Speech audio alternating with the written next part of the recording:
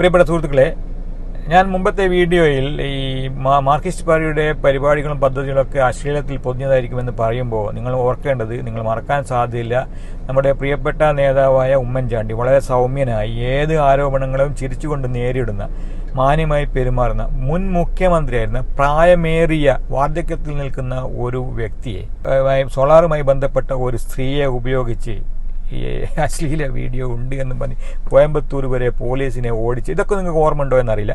ഇവർ ഈ സോളാർ സ്ത്രീയെ പരമാവധി മറ്റുള്ളവരെ നാറ്റിക്കാൻ ഉപയോഗിക്കുമ്പോൾ സ്വർണത്തിനുമായി ബന്ധപ്പെട്ട ഒരു സ്ത്രീയെ പരമാവധി പണം പിടുങ്ങാൻ വേണ്ടി ആ രാജ്യദ്രോഹ കുറ്റം വരെ ചെയ്ത് കള്ളക്കടത്ത്, പൊന്നുകടത്ത് എന്തൊക്കെയോ നടത്തി പണം ഉണ്ടാക്കാൻ ഒരു സ്ത്രീ ആരോപണം മറ്റുള്ളവരിൽ ചാർത്താൻ മറ്റൊരു സ്ത്രീ ഉപയോഗിച്ചു. അതാണ് ഞാൻ പറഞ്ഞത്, എല്ലാവിധ വൃത്തികേടുകളുടെയും ഒരു സമുച്ചയമായി മാർക്സിസ്റ്റ് പാർട്ടി മാറുമ്പോൾ പോലും ഈ സാംസ്കാരിക സമ്പന്നർ, ബുദ്ധിജീവികൾ എന്നൊക്കെ പറയപ്പെടുന്ന കുറേ അലവലാദികളുണ്ട്, അവരവർക്കൊപ്പമാണ്.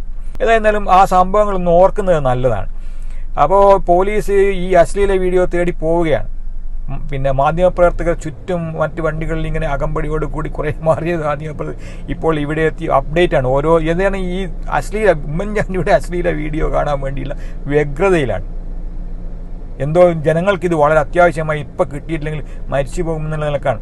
അപ്പം പോലീസുകാർ ഇവിടെ എത്തിയിരിക്കുന്നതാണ്. ഫസ്റ്റ് ഗിയറിലാണ് പോകുന്നത്, സെക്കൻഡ് ഗിയറിലാണ് പോകുന്നത്. ഇപ്പോൾ 60 സ്പീഡിലെത്തി ഒരു പോലീസുകാരൻ മൂത്രമൊഴിക്കാൻ ഇറങ്ങിക്കണം, അതിൽ തിരിച്ചു വന്നതിന് വീണ്ടും പുറപ്പെടും, ബാംഗ്ലൂർ എത്താറായി. അങ്ങനെയാണ് ഇങ്ങനെയാണ്. CD ഇല്ല,